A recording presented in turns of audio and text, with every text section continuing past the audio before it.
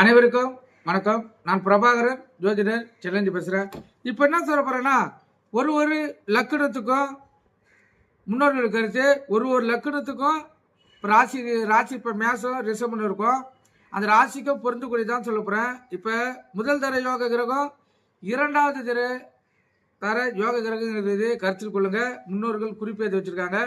இப்போ மேச லக்கணம் மேச ராசி எடுத்துட்டீங்கன்னா அப்படி சொல்கிறேன், கருத்தில் கொள்ளுங்க. முதல் தர யோக கிரகம் பார்த்தீங்கன்னா சூரியன், இரண்டாவது தர யோக கிரகம் பார்த்தீங்கன்னா குரு செவ்வாய் மேச ராசிக்காரர்களுக்கு.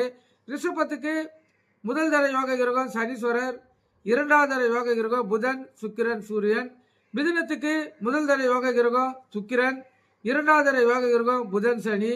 கடகத்துக்கு முதல் தர யோக கிரகங்கள் செவ்வாய், இரண்டாவது தர யோக கிரகம் குரு சந்திரன்.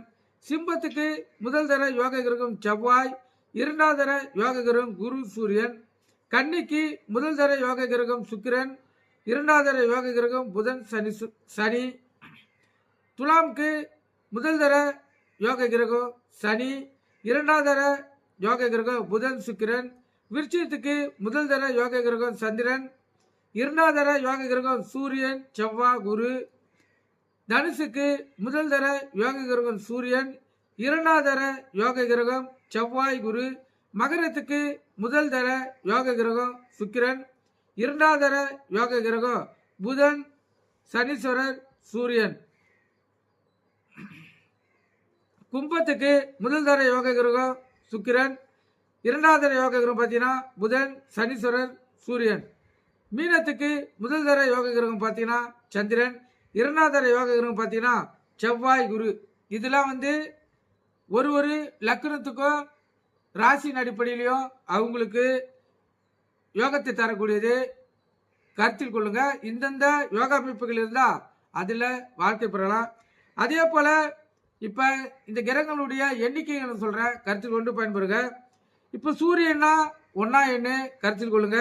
சந்திரன்னா 2 நம்பரு, குருனா 3, ராகுனா 4 எண்ணு, புதன்னா 5 எண்ணு, சுக்கிரன்னா 6, கேதுன்னா 7, சனீஸ்வரனா 8, செவ்வானா 9 கருத்தில் கொள்ளுங்க.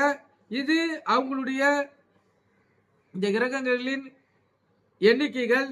ஒரு கிரகத்தையும் ஏதாவது கோயிலில் இந்த கோயிலில் போய் வணங்கக்குள்ள இந்த எண்ணிக்கையில் அவங்க கோயிலை சுற்றினா அவங்களுக்கு 100% பலனை பெறலாம். கருத்தில் கொண்டு பயன்பெறுங்க. நன்றி, வணக்கம்.